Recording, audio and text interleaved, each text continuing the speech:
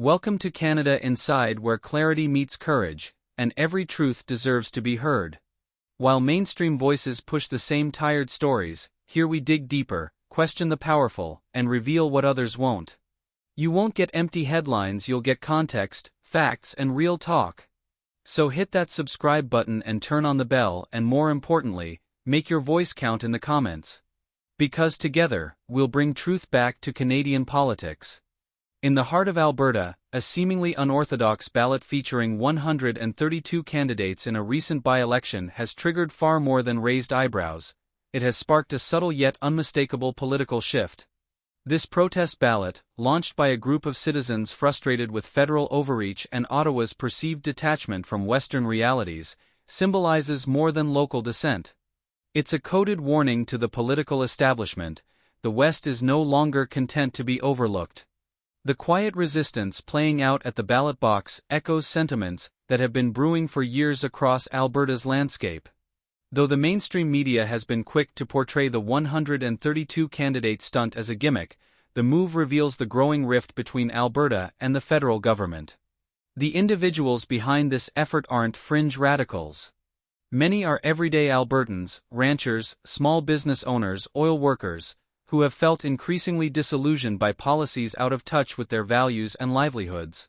For them, this wasn't about electing a candidate from the long list. It was about forcing the national conversation to acknowledge Alberta's discontent. Danielle Smith, Alberta's premier, has long voiced concerns about the province's lack of autonomy within the federation. The protest ballot only amplifies her position.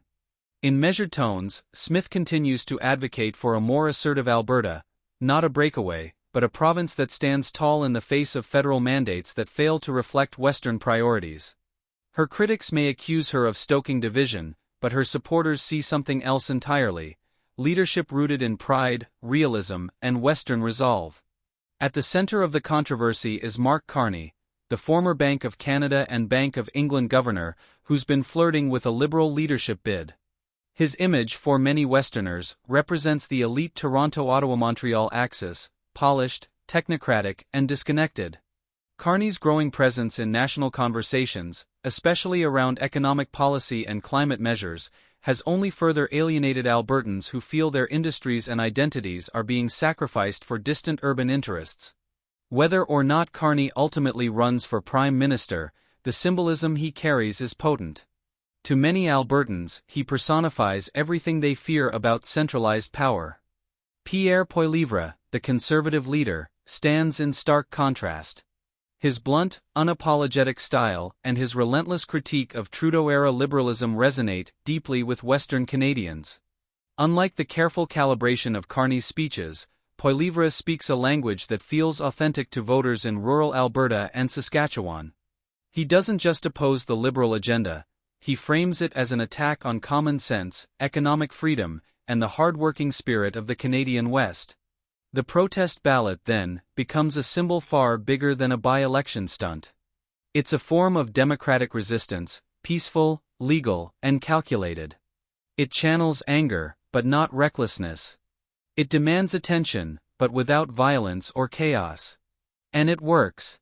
The sheer media coverage alone proves its impact, and more importantly, it reveals how fragile the so-called national consensus truly is. The notion that Canada moves as one, under a broad Liberal umbrella, has been quietly collapsing, and Alberta is making sure everyone notices. What lies ahead is uncertain, but the message is unmistakable. Albertans are no longer content to shout into the void. Whether through Premier Smith's firm stance, Poilievre's rising popularity, or creative ballot strategies that embarrass the establishment, the West is asserting itself. And while critics may laugh at the eccentric nature of a 132-person ballot, they do so at their peril. Because beneath the surface lies a movement gaining coherence, conviction, and momentum. As Ottawa watches closely, perhaps it's time to stop dismissing Alberta's signals as noise. They may well be the tremors of a political realignment no one in the capital is ready for. At Canada Inside, we'll keep tracking these critical developments, cutting through distractions to expose what really matters. Subscribe, stay sharp, and join us as we uncover the forces shaping Canada's tomorrow. Because truth deserves a voice, and here, your voice has power. Let's reclaim the conversation together.